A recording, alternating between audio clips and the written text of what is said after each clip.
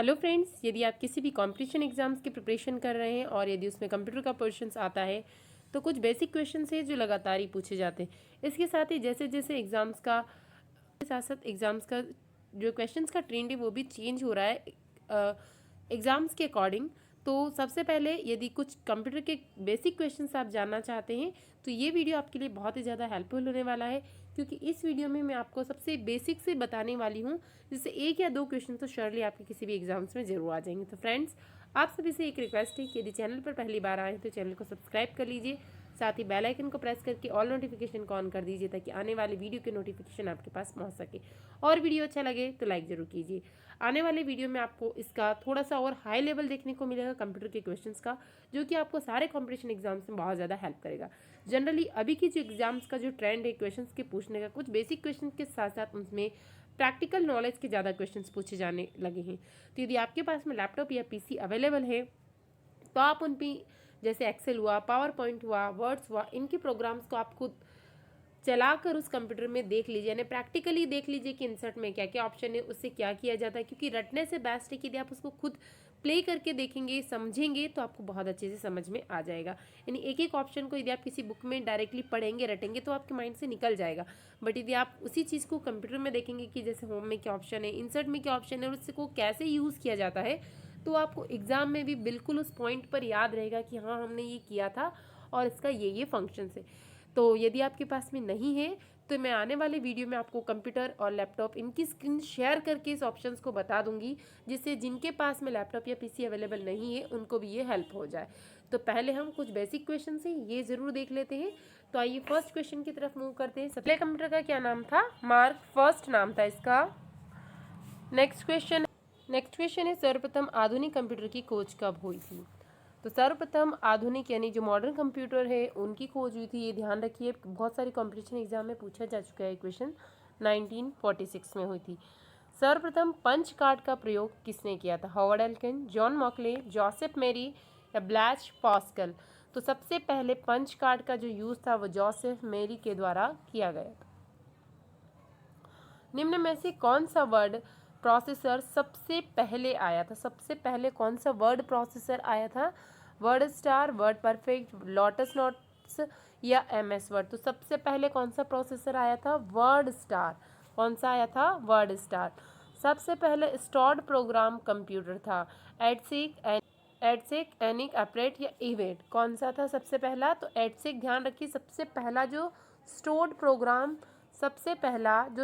Program computer था। उसके बाद में है अगला क्वेश्चन, सबसे पहला मिनी कंप्यूटर कौन सा था? तो सबसे पहला मिनी कंप्यूटर था PDP-8। विश्व का सबसे पहला सुपर कंप्यूटर कब बना था? विश्व का पूछा गया है, ध्यान रखिए। 1978, 1976, 1980, 1982।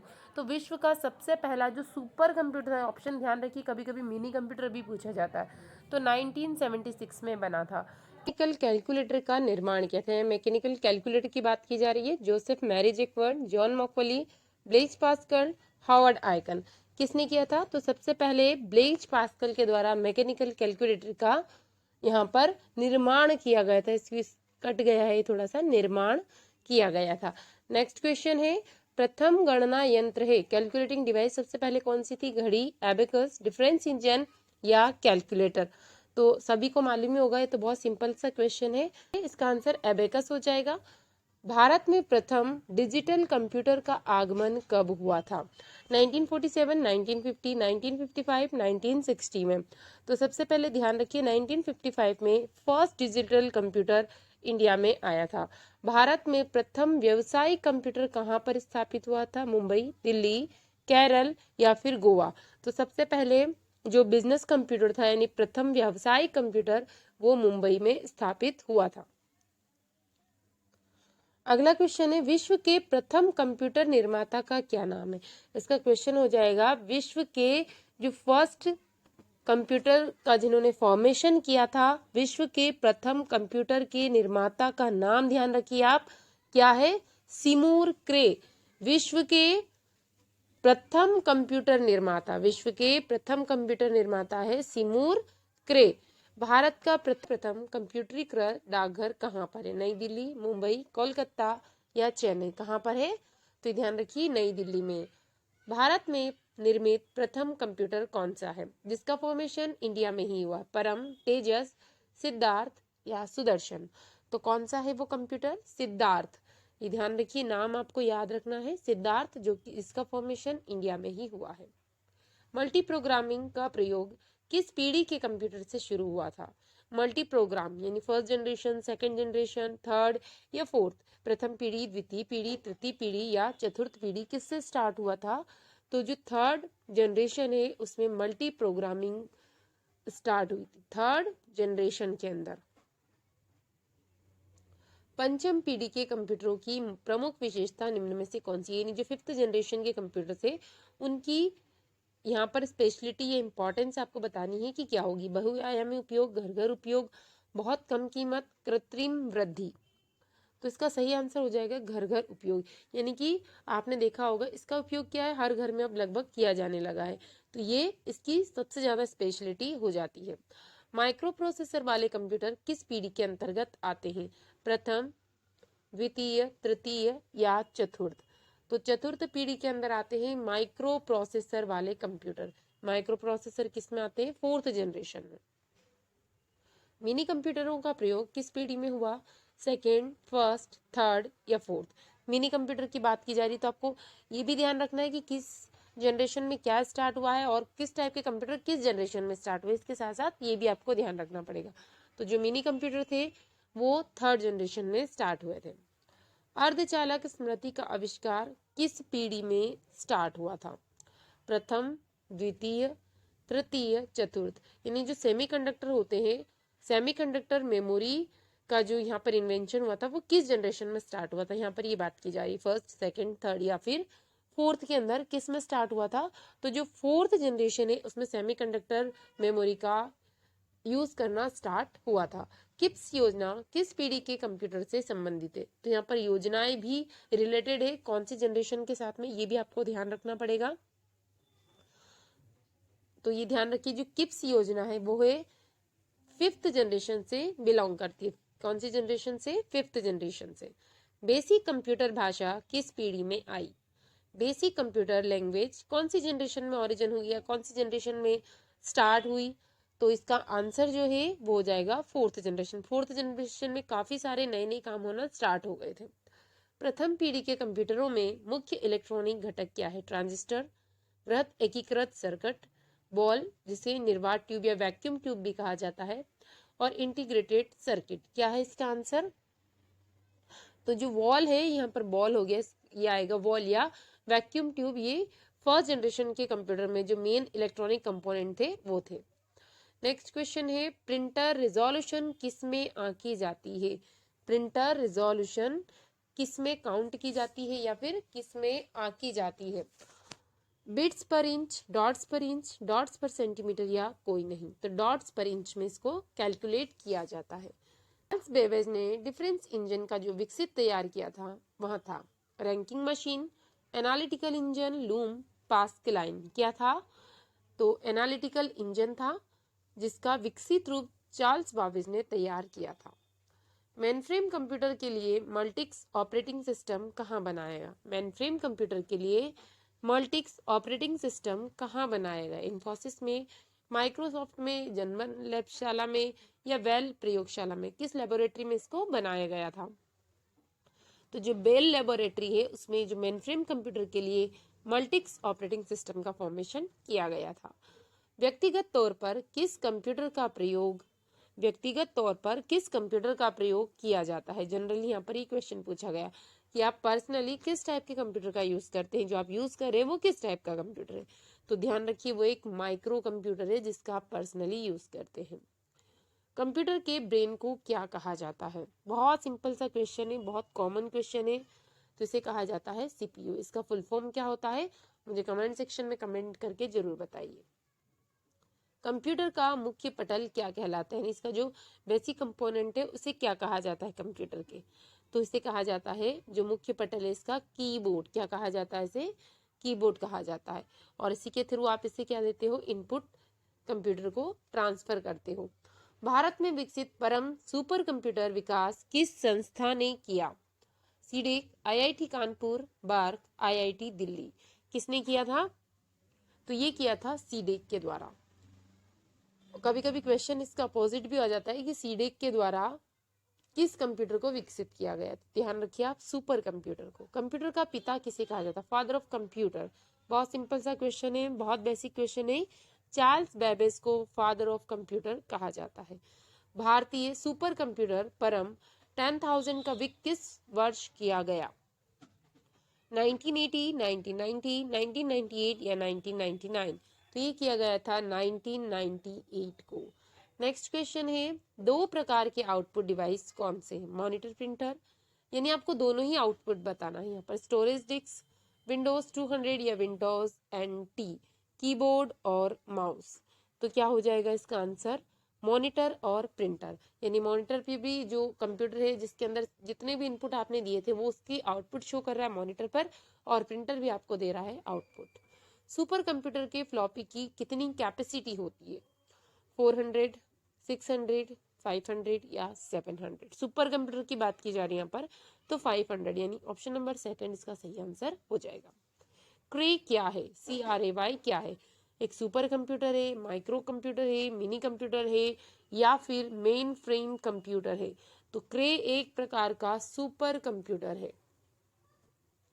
कौन सबसे बड़ा, सबसे तेज, सबसे महंगा कंप्यूटर? तीनों क्वालिटी पूछी गई है, सबसे बड़ा, सबसे तेज और सबसे महंगा कंप्यूटर कौन सा है? सुपर, पर्सनल, लैपटॉप या नोटबुक? तो ध्यान रखिए, जो सुपर कंप्यूटर है सबसे बड़ा है, सबसे तेज है, इसके साथ ही ये सबसे महंगा कंप्यूटर भी है। सुपर मिनी कंप्यूटर में कितनी संक्रियाएं प्रति सेकंड समाहित होती? 1 लाख, 5 लाख, 10 लाख या फिर 7 लाख? तो ध्यान रखिए इसका आंसर हो जाएगा 5 लाख। सुपर मिनी कंप्यूटर में कितनी संक्रियाएं प्रति सेकंड समाहित होती है? तो 5 लाख। कंप्यूटर प्रोसेसर में निम्न भाग सम्मिलित होते हैं? CPU और main memory, hard disk, floppy drive, main memory storage या कंट्रोल यूनिट और ALU? क्या होता है इसके आंसर? तो कंट्रोल यूनिट और ALU कंप्यूटर प्रोसेसर में निम्न भाग, यानी कंप्यूटर प्रोसेसर के जो पार्ट्स है वो कौन कौन है?